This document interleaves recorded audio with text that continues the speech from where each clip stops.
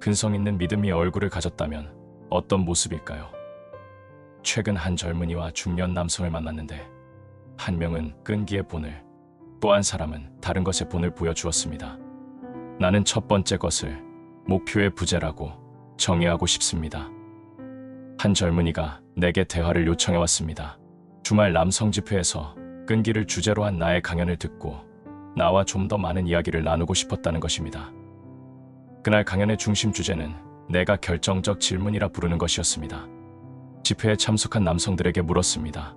여러분에게는 인생의 경주를 완주하고 많은 위대한 주자들이 보여준 라스트 스퍼트로 결승선을 통과할 수 있는 영적 체력이 있습니까?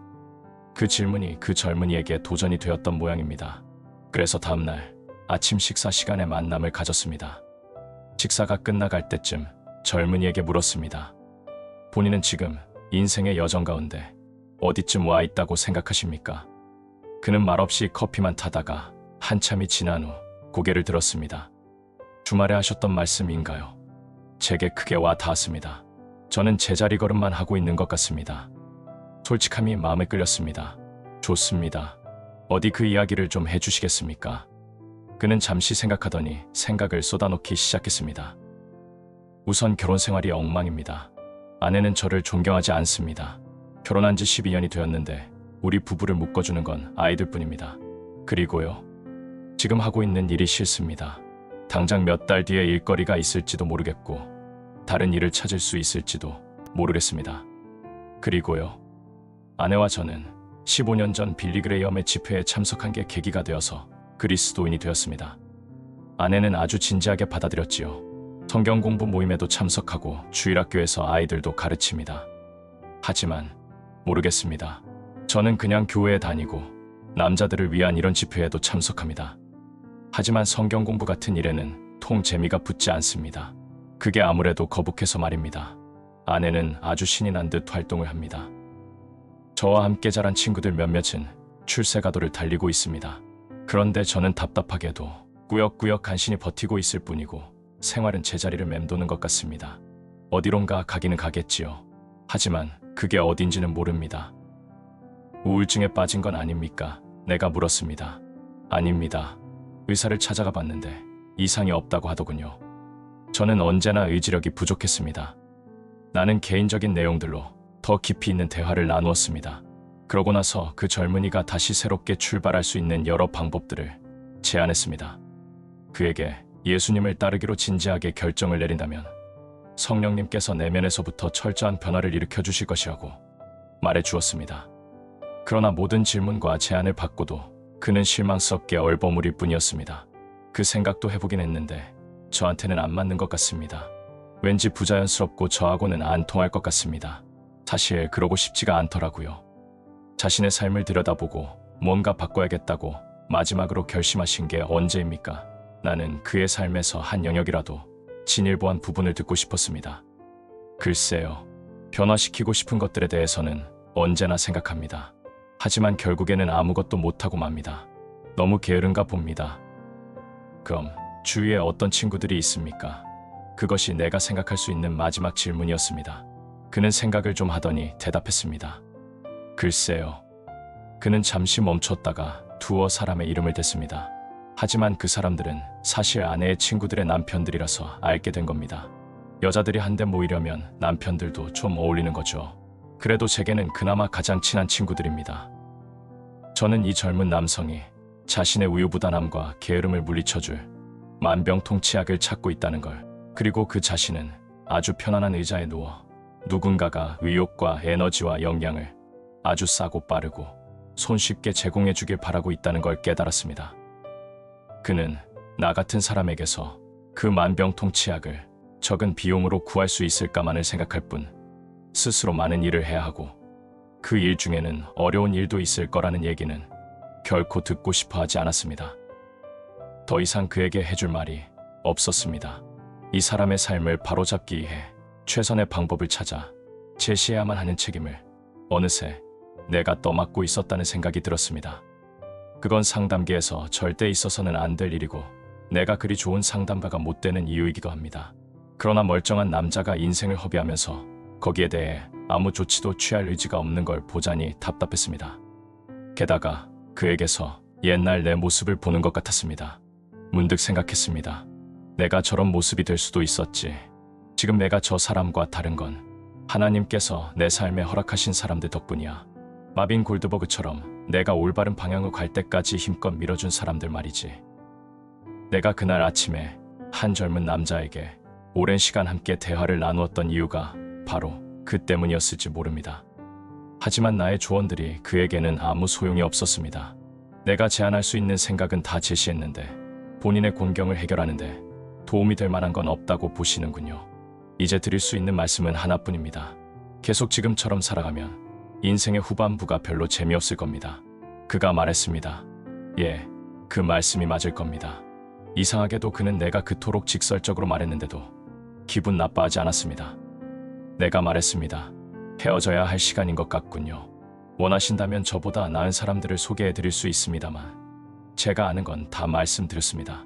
형제님 문제 해결책은 다른 사람에게 있는 게 아닙니다. 모든 문제 해결의 출발점은 형제님 본인과 예수님이 형제님께 명령하시는 게 무엇이냐는 것입니다. 그는 그 말을 한동안 생각하더니 이렇게 말했습니다. 좋습니다. 제 말을 들어주셔서 정말 감사합니다. 말씀하신 다른 분들을 만나보고 싶어지면 연락드리겠습니다. 시간 내주셔서 감사합니다. 그 뒤 다시는 그와 개인적인 대화를 나눠보지 못했습니다. 내 일기장에는 출처를 알 수 없는 이런 글이 적혀 있습니다. 노년의 정신을 차리고 보니 그동안 자신의 극히 일부분만 사용했음을 발견하는 일은 가장 서글픈 경험 중 하나일 것이다. 아침 식사를 같이 했던 그 젊은이 역시 스스로 놀라운 삶의 전환을 가로막은 채 그대로 살아가다가는 언젠가 그런 서글픈 후회를 하게 되지 않을까 하는 걱정에 그를 위해 잠시 기도를 드렸습니다. 이제 그 젊은이와 정반대에 해당하는 한 사람과의 만남에 관한 이야기를 하도록 하겠습니다. 근성이 있는 사람들을 위한 명예의 전당이 있다면 꼭 들어가야 할 사람이 있습니다. 그의 이름은 버논 그라운즈라고 합니다. 덴버 신학교 학장을 지내다 은퇴했으며 어른이 된 내게 줄곧 아버지와 같은 존재였습니다. 나는 때때로 그를 믿음의 아버지라고도 부릅니다. 그와 자리를 같이 할 때면 하나님의 생명이 이 사람 안에 있다는 생각이 듭니다. 그는 온유한 성품을 지녔으며 나를 맞이할 때 애정어린 포옹을 준비하며 다가오는 그의 모습에서 그것을 느낄 수 있습니다. 학기 중에 그는 덴버 신학교 학습관 중앙에 있는 자신의 사무실에 머뭅니다. 그곳은 마치 예배당처럼 느껴집니다. 거룩한 사람이 시간을 보내는 예배당 말입니다. 사무실에서는 행정적인 일들을 하지만 예배당에서는 삶을 변화시킵니다. 그가 머무는 사무실은 찾아오는 사람의 삶을 변화시키는 예배당이 되기 때문입니다. 1970년대에 버논 그라운즈는 공식적으로는 은퇴했지만 학교 책임자들은 그가 학생들의 생활에 끼치는 영향이 얼마나 큰지 알고 있었습니다. 그래서 학교 측은 그를 계속해서 그곳에 있어주길 원했고 그 결과로 버논은 학교의 중심인물이 되어 대화를 원하는 모든 학생은 물론 교수들 혹은 대학의 직원들과도 함께 지냈습니다. 학교 조직에는 재정 지원, 진로 변경, 신학적 문제들을 상의할 수 있는 다른 사람들이 있었습니다. 그러나 삶이 어려울 때, 신앙에 대한 개인적 회의가 들 때, 인생의 방향을 정하는 문제들이 걸려 있을 때는 어김없이 버논 그라운즈를 찾았습니다. 버논은 근성 있는 사람의 전형입니다. 나이가 들면서 내가 기독교적 끈기가 인생에서 가장 중요한 문제 중 하나라는 결론을 내리기 훨씬 이전부터 나는 그에게서 기독교적 기품의 본질로 느껴지는 그 특성을 보았습니다. 그래서 나는 20대 초반에 가능한 한 그를 본받기로 결심했습니다. 이제껏 내가 받은 중 가장 흐뭇한 칭찬을 꼽으라면 빠뜨릴 수 없는 것은 그렇게 말할 때 마치 버논을 보는 것 같아요. 나는 칭찬입니다. 그리고 나는 여기 그의 예배당에 있습니다. 벽에는 오래전에 이곳을 방문했던 남녀들과 그의 가족들의 사진이 잔뜩 걸려 있습니다. 이 많은 얼굴 중에 내 사진이 있다는 사실에 더할 나위 없이 흐뭇할 따름입니다. 방 안은 사방이 책으로 가득합니다. 한켠에 쌓여있는 책들은 지금 읽고 있는 것들이 분명합니다. 학문적 관심사의 폭이 매우 넓습니다. 문득 40년 전 신학교에 입학해 신입생 오리엔테이션을 받던 때가 떠오릅니다. 당시 학장이던 그는 눈을 반짝이며 신입생들에게 이렇게 말했습니다. 신혼살림을 저당 갚을 때까지 책을 사십시오. 그 다음에도 계속 사십시오. 우리 중 상당수는 그의 말을 믿고 따랐으며 지금도 그렇게 합니다. 덕분에 우리는 책을 사랑하게 되었습니다. 크라운즈 박사는 세월이 흐를수록 점점 훌륭한 사람이 되어갑니다. 그 결과 90살의 그를 아직도 많은 사람들이 찾고 여전히 온갖 사람들에게 격려와 자극을 주는 사람으로 내 앞에 있습니다. 우리 문화는 65이면 은퇴할 나이라며 그 뒤에는 플로리다나 애리조나에서 놀면서 평생을 보내도록 분위기가 형성됩니다. 참으로 어리석지 않습니까? 여기 내가 아는 한 사람은 65 이후에 가장 유용한 세월을 맞았고 지금도 여전히 일하고 있는데 말입니다. 우리는 대화를 시작합니다. 금세 그는 내게 질문을 쏟아붓습니다. 언제나 질문.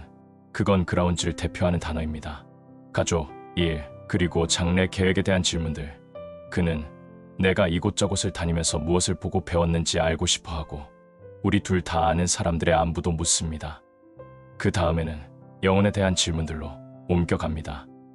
여전히 하나님을 사랑하는지, 바쁜 일정 가운데도 영적 성숙을 위해 시간을 할애하고 있는지, 무슨 책을 읽고 있는지, 최근 벌어지고 있는 어떤 문제들에 대해서는 어떻게 생각하는지 그의 질문은 계속됩니다. 한 번은 그의 질문에 답하느라 1시간 내내 내 얘기만 한 적도 있습니다. 그는 자신의 의견을 제시하거나 본인 이야기를 할 필요를 느끼지 않습니다. 언제나 자신을 찾아온 방문객에게 진실하고 깊은 관심을 갖고 있습니다. 그러다 내가 나이 들고 성숙해지면서 그에 관한 것들을 묻기 시작했습니다. 하지만 한두 질문에 대답하는가 싶다가 금세 내 질문을 능숙하게 피해서는 대화를 다시 내게로 돌려놓곤 합니다. 오랜 친구가 된 요즘에야 우리의 대화는 균형이 잡혔습니다. 그의 삶에 대해 털어놓도록 만드는 법을 배웠고 우리의 대화는 신나게 진행됩니다. 서로의 가족 이야기를 나누며 기뻐하고 최근 읽은 책에서 얻은 생각과 견해를 교환하고 세상 돌아가는 모습을 염려합니다. 이제껏 만난 사람 가운데 성인이라는 단어를 붙일 만한 사람은 별로 없었습니다. 그런데 크라운즈는 다릅니다. 그는 어떻게 해서 그렇게 되었을까요? 이 질문에 대한 나의 답변이 이 책의 근간을 이루고 있습니다. 버논 크라운즈는 참으로 영적 근성이 있는 사람입니다. 언제나 큰 그림을 염두에 두고 자신의 삶과 주위 사람들의 삶에 대해 생각하기 때문입니다. 그는 자신의 힘과 소명의 근원을 알고 있었습니다. 그리고 자신이 잘할 수 없는 주변 활동에 시간을 허비하는 일이 없었습니다. 예수님께 회심한 그의 간증은 드라마틱하지는 않지만 매우 구체적입니다. 그는 젊은 시절, 구체적인 시점에 자기 삶의 모든 부분을 예수님을 중심으로 꾸리기로 선택했다는 사실을 한순간도 잊지 않고 살아갑니다. 그는 너무 산만하여 정신없어 보였던 제자 시몬 베드로에게 주신 예수님의 성경 말씀이 바로 자신에게 주시는 조언이라고 받아들였습니다. 내게 무슨 상관이냐? 너는 나를 따르라. 젊은 시절부터 자신의 소명이 사람들을 세우는 것임을 분명히 알게 되었고 사람들은 그의 영향력 아래에서 성장했습니다. 그가 미처 자신에게 그런 영향력이 있음을 깨닫기 이전부터 말입니다.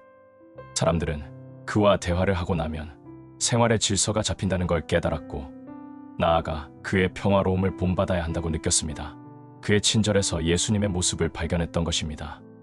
그는 심리학 박사학위를 내세워 학자로서 대성하거나 대학원 행정가로 출세할 수도 있었습니다. 하지만 다른 길을 선택했습니다. 그는 소명과 신념에 따라 인생을 살아야 한다는 걸 알았고 자신에게 맡겨진 소명은 각 사람을 향한 하나님의 뜻에 따라 그들을 세우는 일이었습니다. 그래서 25년이 넘도록 신학교 학장의 짐을 지는 동안 그가 무엇보다 심혈을 기울인 일은 바로 사람들을 세우는 것이었습니다. 그것이 그의 소명과 재능임이 너무나 분명했기 때문에 직업적 명성이나 영향력을 좇지 않고 그 일에 전념했습니다. 그 결과는 어땠을까요?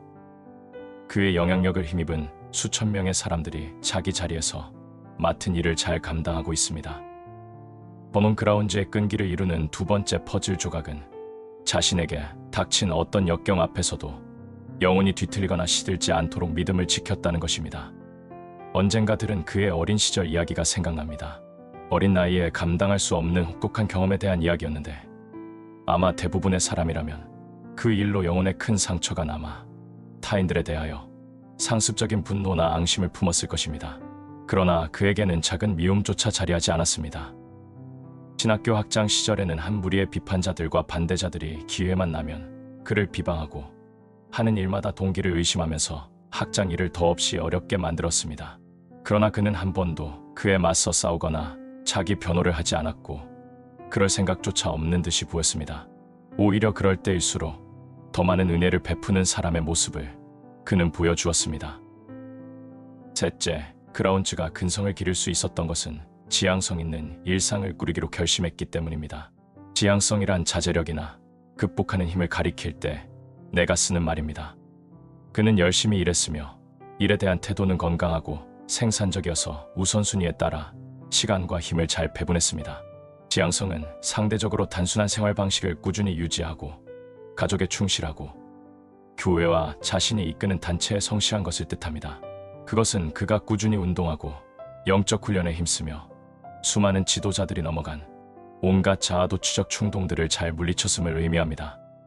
버논 그라운즈의 삶에서 나타나는 지향성이란 바로 지적 엄밀함과 영적 깊이를 뜻하는 것입니다. 그라운즈는 복음주의 신학계에서 지적 깊이의 중요성을 파악하기 훨씬 이전에 이미 그 중요성을 간파하여 심리학 박사학위를 받았습니다. 또한 그의 설교는 성경에 대한 놀라운 영적 통찰력을 통해 전해졌으며 그 바탕에는 날마다 하나님의 마음과 뜻을 추구하는 그의 영성이 자리하고 있었습니다. 자연히 버논이 설교한다는 소문이 퍼지면 많은 사람이 모여들었습니다. 마지막으로 그라운즈는 서로에게 충실하고 보살피는 인간관계가 얼마나 중요한지 아주 잘 알았습니다. 그와 함께 일했던 사람들은 언제나 그를 사랑하고 존경했습니다. 나는 그동안 그의 탁월한 인간관계 기술의 도움을 여러 번 받았습니다. 고민 많던 10대 후반, 내게 아침을 사주며 내 말을 들어주었습니다. 내가 사역을 시작할 무렵에는 하나님이 내 상황을 아시니 다 준비되었다 생각하시면 그때 부르실 것이라고 상기시켜 주었습니다. 내 삶이 부서져 나가는 듯한 일을 겪었는데 그때도 내가 다시 삶을 추스를 수 있도록 도와주었습니다. 요즘 버논 그라운즈와 그의 아내에는 정부에서 노인들을 위해 준비한 공동주택에 살고 있습니다. 내가 알기로는 이 부부가 노인 공동체에 있으므로 그곳에 살고 있는 모든 이들이 이전보다 더 많이 행복해하고 있다는 것입니다. 지금도 거의 매주일 저녁 5시에 정문으로 들어가면 버논이 예배를 인도하고 애니 피아노로 찬송가를 반주하는 모습을 볼 수 있을 것입니다. 그는 끝까지 은퇴하지 않을 사람입니다. 얼마 전 그를 만났던 그날 그의 건강에 대한 이야기가 오갔는데 나는 그가 90이지만 25년은 더 젊게 살고 있다는 걸 다시 한번 알게 되었습니다. 대화가 끝나고 공항으로 돌아가야 할 시간이 되었지만 발이 떨어지지 않았습니다. 아버지처럼 따뜻한 그의 포옹은 많은 사람들이 평생 갈망하지만 누리지 못하는 복된 경험입니다. 차 있는 곳으로 걸어가며 눈물을 간신히 참았습니다. 믿음을 가진 사람들이 인생 마지막까지 놓치지 말고 붙들어야 할 영적 근성이 무엇인지를 일깨워주는 버논 그라운즈를 나는 이 시대의 진정한 챔피언이라고 생각합니다.